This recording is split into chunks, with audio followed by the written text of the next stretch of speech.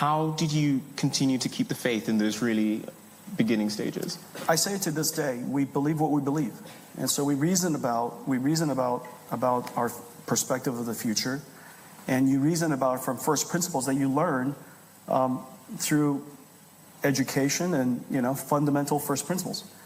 And you have to reason all the way back to either the first principles of computer science or the first principles of physics, or whatever first principles you could hang on to, and you try to reason as far back as you can.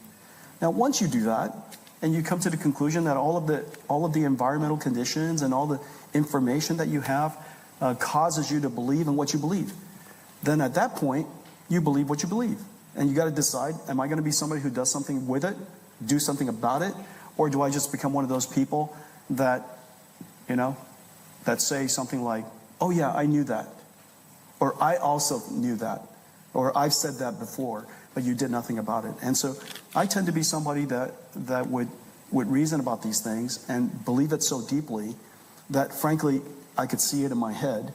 And once I could see it in my head, as far as I'm concerned, it might as well be real. Everything else is just details. And so you manifest your belief as deeply as you can. And after that, you're kind of hard to dissuade. Now, of course, every single day, I gut check all of the assumptions that I made. All the assumptions that I used to reason about the strategy, I'm constantly reevaluating.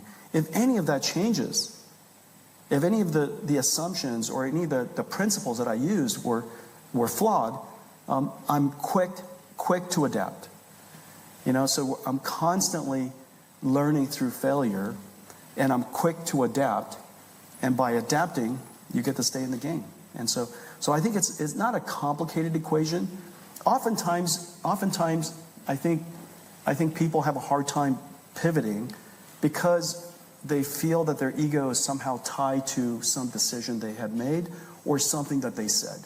And that's really hard for CEOs. We have to be intellectually honest.